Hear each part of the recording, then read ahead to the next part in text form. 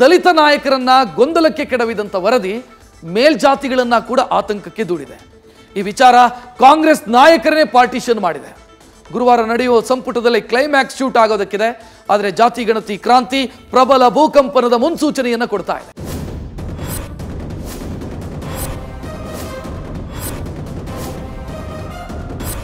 ಅದೊಂದೇ ಒಂದು ವರದಿ ಜಾತಿ ಕಿಚ್ಚು ಹೊತ್ತಿಸಿದೆ. ಪಕ್ಷಗಳನ್ನ ಮೀರಿ ಜಾತಿ ಕದನಕ್ಕೆ ಮುನ್ನುಡಿ ಬರೆದಿದೆ.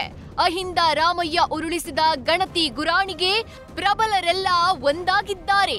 ಗಣತಿ ಗಂಡಾಂತರ ಹೊರೋಕೆ ಅಸಾಧ್ಯ ಅಂತ ಲಿಂಗಾಯತ ಒಕ್ಕಲಿಗ ಸಮುದಾಯ ಸಿಡಿದೇಳ್ತಿದೆ. ಈ ಮೂಲಕ ಕಾಂಗ್ರೆಸ್ನಲ್ಲೇ ಅಹಿಂದ ವರ್ಸಸ್ ಮೇಲ್ಜಾತಿ ನಾಯಕರನ್ನ ಮುಖಾಮುಖಿಯಾಗಿಸಿದೆ. ಕಾಂಗ್ರೆಸ್ ಪಕ್ಷವನ್ನೇ ಹೋಳು ಮಾಡಿದೆ ಜಾತಿ ಗಣತಿ ವರದಿ.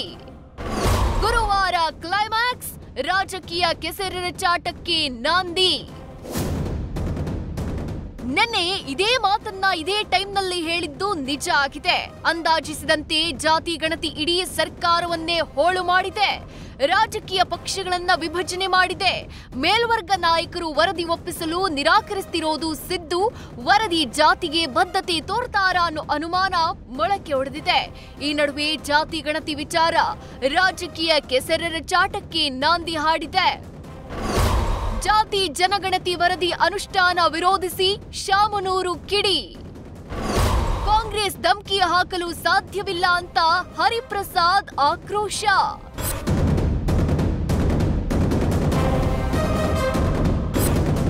ಜಾತಿ ಜನಗಣತಿಗೆ ವೀರಶೈವ ಮಹಾಸಭಾ ವಿರೋಧಿಸಿದೆ.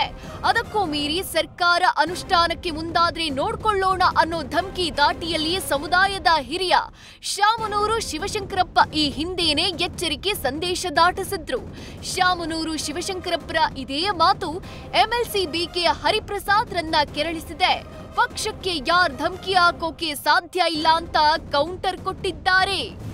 ವೀರಶೈವ ಮಹಾಸಭೆಯ ವತಿಯಿಂದ ನಾವೆಲ್ಲರೂ ವಿರೋಧ ಮಾಡಿದ್ದೀವಿ. ಅದೇ ರೀತಿ ಒಕ್ಕಲಿಗರು ಸಹ ವಿರೋಧ ಮಾಡಿದ್ದಾರೆ. ಇದ್ರ ಮೇಲೆ ಅವ್ರು ಮಾಡಿದ್ರಪ್ಪ ನೋಡ್ಕೊಂಡ ಮುಂದೆ ಆಮೇಲೆ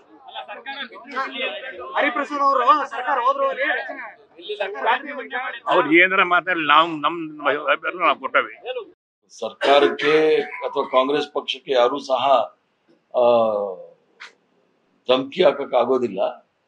ಬಟ್ ಪ್ರಜಾಪ್ರಭುತ್ವದಲ್ಲಿ ಅವರ ಅನಿಸಿಕೆಗಳನ್ನ ಅವ್ರು ಹೇಳ್ಬೋದು, ಅದರಲ್ಲೇನು ತಪ್ಪೇನಿಲ್ಲ. ಆದ್ರೆ ಅಂತಿಮವಾಗಿ ಕಾಂಗ್ರೆಸ್ ಪಕ್ಷದ ಸರ್ಕಾರ ತೀರ್ಮಾನ ತೆಗೆದುಕೊಳ್ಬೇಕು. ಸರ್ಕಾರ ತೀರ್ಮಾನ ತೆಗೆದುಕೊಳ್ಳುತ್ತೆ ಅನ್ನೋದು ನನ್ನ ನಂಬಿಕೆ ಇದೆ.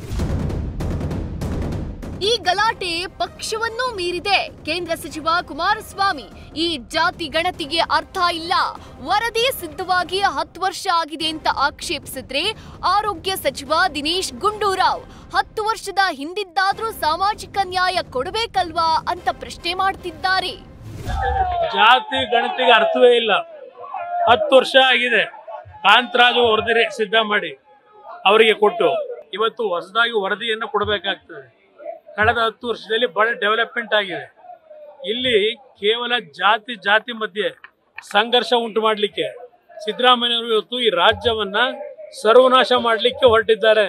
ಅದು 10 ವರ್ಷ ಆಗಿದ್ರು ಕೂಡ ಅದು ಪ್ರಸ್ತುತತೆ ಇದೆ. ಯಾಕಂತ ಹೇಳಿದ್ರೆ ನಮ್ಗೆ ಒಂದು ಅಂದಾಜಿನ ಲೆಕ್ಕ ಸಿಗ್ತದೆ. ವೈಜ್ಞಾನಿಕವಾಗಿ ನಾವು ಅವ್ರಿಗೆ ಸಾಮಾಜಿಕ ನ್ಯಾಯ ಕೊಡಬೇಕು.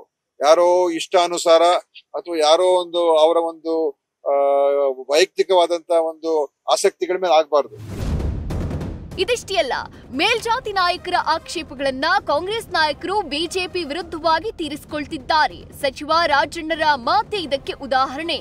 ಈಗ ಅಶೋಕ್ ಹೇಳ್ಬಿಡ್ತಾರೆ ಇದು ವೈಜ್ಞಾನಿಕವಾಗಿ ಆಗಿದೆ. ಏನು ವೈಜ್ಞಾನಿಕ ಅಂದ್ರೆ ಏನು ಅಂತ ಹೇಳಿ ಸ್ಪೆಸಿಫೈ ಮಾಡ್ಲಿ ಅವ್ರು. ಆದ್ರೆ ಆಕ್ಷೇಪಣೆ ಮಾಡ್ತಕ್ಕಂತ ಯಾರಿದ್ದಾರೆ ಅವರು ಯಾವ ವಿಷಯದ ಬಗ್ಗೆ ಇದು ಸರಿ ಇಲ್ಲ, ಇದು ಹೀಗಿರ್ಬೇಕಾಗಿತ್ತು, ಇದು ಹೀಗಿದೆ, ಇದು ಸರಿ ಇಲ್ಲ, ಈ ರೀತಿ ನಿರ್ದಿಷ್ಟವಾದಂತಹ ಅಂಶಗಳನ್ನ ಹೇಳಿದಾಗ ಮಾತ್ರ ಅದನ್ನ ಪರಿಶೀಲನೆಗೆ ಅರ್ಹ ಆಗ್ತದೆ. ಒಟ್ಟಾರೆ ಹಗ್ಗ ಜಗ್ಗಾಟ ಶುರುವಾಗಿದೆ. ತಮ್ಮ ಜಾತಿಗಳ ಹಿತಕ್ಕಾಗಿ ಹೋರಾಟ ನಡೀತಿದೆ. ಗುರುವಾರ ಇದೆಲ್ಲ ಗೊಂದಲಗಳಿಗೆ ತೆರೆ ಬೀಳಲಿದೆ. ಮಂಜುನಾಥ್ ಜೊತೆ Harish Kakol, political bureau, news first. News first ನಿರ್ಭೀತಿಯಿಂದ ನಿಮ್ಮ ಪರವಾಗಿ.